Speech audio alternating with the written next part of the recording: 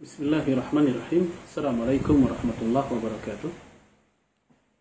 Alhamdulillah, assalatu wassalamu ala rasulillah wa ala alihi wa sahbihi wa man walah wa la hawla wa la quwwata illa billah, amma ba'd. Ma'asyiral muslimin wal muslimat, a'azanallahu wa iyyakum. Salat adalah salah satu rukun Islam, dan kita tahu ini merupakan salah satu standar mudah untuk membedakan muslim dan bukan muslim. Itu kelihatan apakah dia sholat atau tidak. Oleh karena itu, Rasulullah SAW menyebutkan dalam hadis yang diriwayatkan oleh ashabus sunan, bahwasanya al-ahdu alladhi bainana wa bainahum as-shalah wa man tarakaha faqad kafar. Ya, perjanjian kita dengan mereka adalah sholat. Maka siapa yang meninggalkan sholat, maka dia telah kafar, telah keluar dari Islam. Nah, kita akan bahas pada pertemuan kali ini bagaimanakah status keislaman orang yang tidak sholat. Nah, untuk masalah ini kita tidak memukul rata.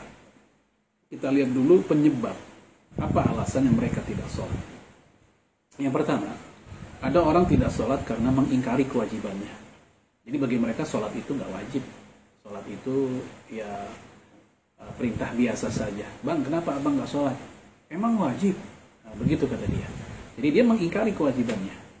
Nah, untuk jenis yang seperti ini, jamaah sekalian, karena dia mengingkari salah satu rukun Islam, ya, dia mengingkari salah satu rukun Islam, maka orang ini telah disepakati oleh para ulama kita, tidak ada beda pendapat di semua mazhab, di semua zaman, di semua negeri muslim, orang ini telah keluar dari Islam, karena dia telah merubuhkan ya tiang agama. Ya, Nabi mengatakan dalam hadis Imam Tirmidzi, Rasul amri al-Islam wa amuduhu as-shalah wa dzarwatu sinamihi al-jihad. Ya, pokoknya urusan adalah Islam dan tiang-tiangnya adalah salat dan puncaknya adalah jihad. Di dalam kitab Fiqhus Sunnah, Syekh Sayyid Sabiq rahimahullah mengatakan ya bahwasanya tarkus shalah juhudan biha wa inkaran laha kufrun wa khurujun an millatil Islam. Orang yang meninggalkan salat karena dia mengingkari, dia membangkang, dia menolak, ya, maka hukumnya adalah kufur dan keluar dari millah Islam bi ijma'il muslimin, dan ini merupakan ijma' kaum muslimin. Ya, maksudnya ijma'nya para ulama Islam. Nah, ini jenis yang pertama. Jadi sekali lagi, untuk mereka yang tidak sholat karena mengingkari, ya, bukan karena malas, bukan, tapi mengingkari. Jadi bagi mereka yang sholat itu nggak wajib. Walaupun akhirnya mereka sholat juga, mereka sholat, tapi dalam keadaan di hati nggak meyakini sholat itu wajib. Maka yang seperti ini, ya, tidak ada khilaf para ulama kita, tidak ada perselisihan pendapat bahwa mereka telah keluar dari Islam. Jenis yang kedua, ada orang yang tidak sholat bukan karena mengingkari, tapi karena malas. Ya, malas aja gitu. Jadi dia masih mengakui, masih mengimani sholat itu wajib. Bang, kenapa tidak sholat? Dek, kenapa tidak sholat? Aduh, gimana ya? Lagi banyak urusan, lagi repot.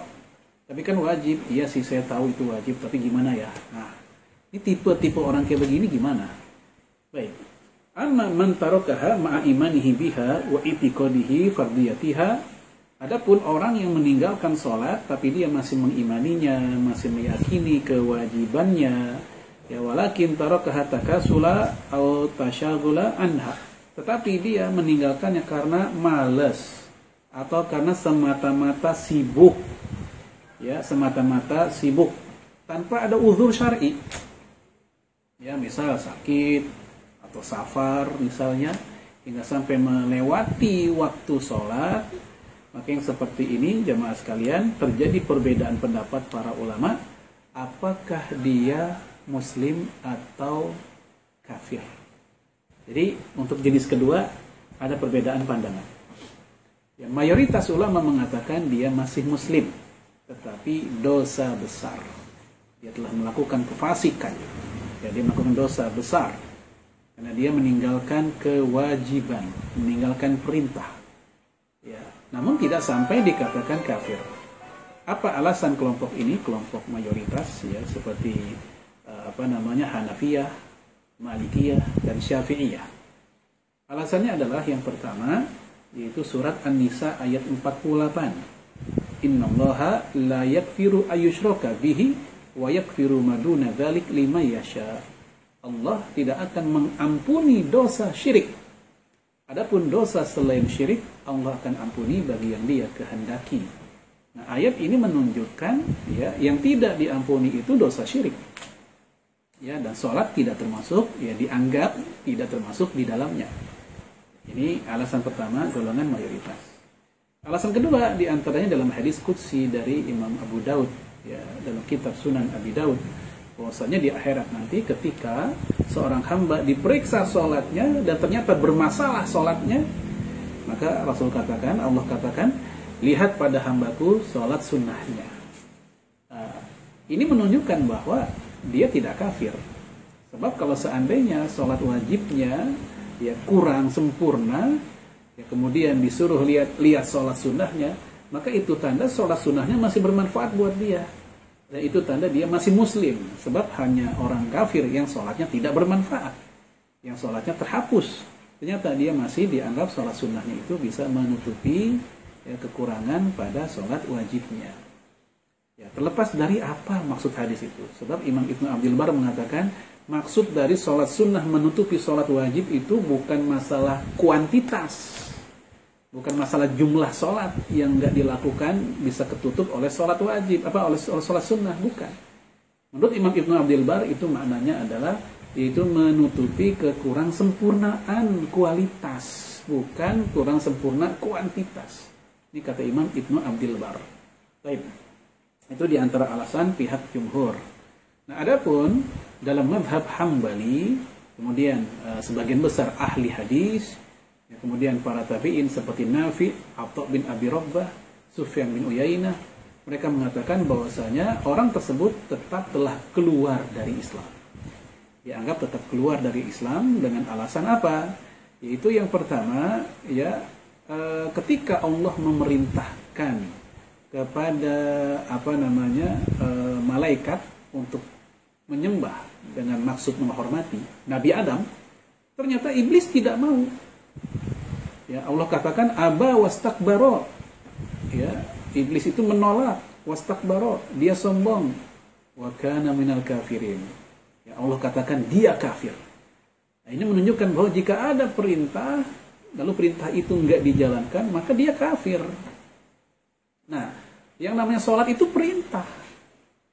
Beda dengan larangan. Kalau larangan dilanggar, larangan dilakukan, maka dia tidak langsung dikatakan kafir. Kecuali kalau dia menghalalkan larangan tersebut. Dari mana dalilnya? Yaitu ketika Allah berkata kepada Nabi Adam alaihissalam, ya, fala taqraba hadhihi syajarah fatakuna minaz zalimin. Janganlah kalian berdua dekati pohon ini, yaitu pohon khuldi. Kalau kalian dekati, maka kalian berdua zolim. Nah, ada larangan, dilanggar, zolim. Tapi ada perintah, nggak dijalankan.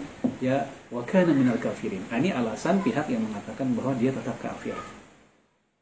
Kemudian alasan yang lain adalah hadis yang tadi saya baca sebelumnya, bahwa perjanjian kita dengan mereka adalah sholat. Wa man tarakaha faqad kafar. Ya, siapa yang meninggalkan, maka dia telah kafir. Ya, ini juga diyakini atau dipegang pendapat ini oleh umumnya para ulama di generasi salaf. Ya, di antara para sahabat Nabi seperti Umar bin Khattab, Mu'adz bin Jabal, ya, Hudzaifah bin Yaman, mereka mengatakan bahwa orang yang meninggalkan sholat secara sengaja, ya, karena malas, walaupun dia masih meyakini kewajibannya, maka itu juga menjadi sebab kekafiran orang tersebut. Wa qala Ibnu Hazm berkata dalam Al-Muhalla'nya, wa qad jaa'a an Umar wa Abdurrahman bin Auf wa Mu'adz bin Jabal wa Abi Hurairah wa ghairihim minas sahabah. Ya, telah terdapat ya berita dari Umar bin Khattab, Abdurrahman bin Auf, Mu'adz bin Jabal, Abu Hurairah dan selain mereka dari kalangan sahabat, anna man tarakas shalah, ya, barang siapa yang meninggalkan salat, ya maksudnya salat wajib, ya, wahidah, ya fardun wahidah, ya, salat wajib walaupun sekali, muta'ammidan secara sengaja, hatta yakhruja sampai keluar ya, waktunya, fahuwa kafir murtad, maka dia kafir dan murtad. Ini kata para sahabat Nabi. Wala na'lamu lihaula'i sahabah mukhalifan, dan kita tidak ketahui ya, di antara para sahabat ini ada orang yang menyelisihi mereka. Baik, ini diantara para sahabat seperti itu. Jadi ada dua pandangan ya. Bahwasanya pandangan mayoritas ahli fikih mengatakan dia masih muslim tapi fasik, dosa besar. Adapun pandangan dari sebagian ulama ahli fikih seperti Imam Ahmad, para ahli hadis, tabi'in, sahabat, mereka mengatakan ini tetap kafir walaupun dia masih meyakini kewajibannya. Ya. Hanya saja bagi Imam Syafi'i dan Imam Malik, orang yang nggak sholat, ya, walaupun dia masih meyakini kewajibannya, walaupun dia masih dikatakan muslim, tetap dihukum mati. Ya, oleh siapa?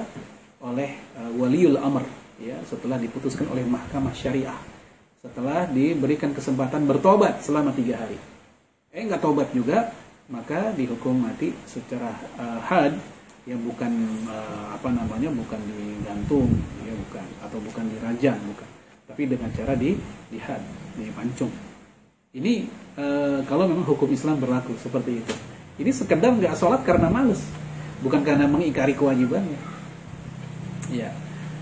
Adapun Imam Abu Hanifah mengatakan, walaupun Abu Hanifah mengatakan dia masih muslim, bagi Abu Hanifah hukumannya bukan seperti itu, tetapi dikucilkan, dipenjara, ya, sampai dia tobat. Kalau nggak tobat juga, terus dipenjara hingga sampai mati di dalam penjara.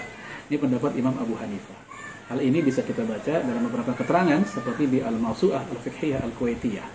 Kita lihat betapa tegas para ulama kita tentang masalah orang yang meninggalkan sholat walaupun dia masih meyakini. Ya, ini nggak main-main hingga sampai disebutkan hukuman mati, ya, bagi mereka yang meninggalkannya.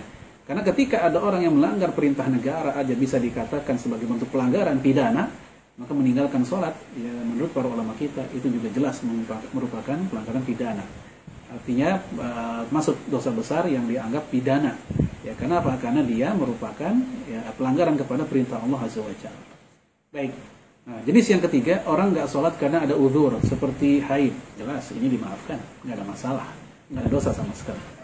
Ya, atau misalnya bagi mereka yang nifas, memang buat wanita haid dan nifas mereka, ya, terlarang sholat. Termasuk bagi orang yang junub, mau laki mau perempuan, saat dia nggak sholat saat itu, ya bagi junub. Ya, adapun laki-laki hendaknya dia cepat-cepat untuk menuntaskan, ya, keluar dari masa-masa junubnya dengan mandi. Atau bagi mereka yang tertidur, hendaknya ketika bangun mereka sholat. Maka tidak sholat karena ketiduran itu tidak dianggap dosa. Ya, nanti begitu dia bangun, ya, falisolliha idza dzakaraha. Hendaknya dia sholat ketika dia mengingatnya, ketika dia menyadarinya bahwa dia belum sholat. Ini kondisi yang ketiga. Untuk jenis yang ketiga ini dimaafkan. Karena dalam hadis Imam Tirmidzi dikatakan bahwasanya innallaha tajawaza li an ummati al-khata'a wan nisyan wa mastukrihu alaihi. Dalam hadis yang lain bahwasanya salah satu ada 3 kelompok manusia yang rufi'al qalam ani salas, ya, ada 3 kelompok manusia yang kolam itu diangkat. Kolam itu pena, ya, enggak ditulis dari 3 kelompok manusia. Yang pertama al-ghulam hatta yahtalim, anak kecil sampai dia mimpi basah. Ya, anak kecil enggak sholat, ya, maklum karena belum wajib. Yang kedua yaitu al-majnun hatta yaqil, mohon maaf, orang gila sampai dia berakal, sampai dia sembuh. Ketika status gilanya masih dia nggak sholat juga nggak dikatakan berdosa. Lalu yang ketiga, yang terakhir, yaitu orang yang an-naim hatta yastayqiza, orang yang ketiduran sampai dia bangun. Nah, ketika dia bangun barulah dia wajib melakukan sholat. Nah, inilah hukum orang yang tidak sholat, ya, tergantung kondisinya, tidak bisa kita pukul rata. Semoga bermanfaat. Jadi kurang saya mohon maaf. Assalamualaikum warahmatullahi wabarakatuh.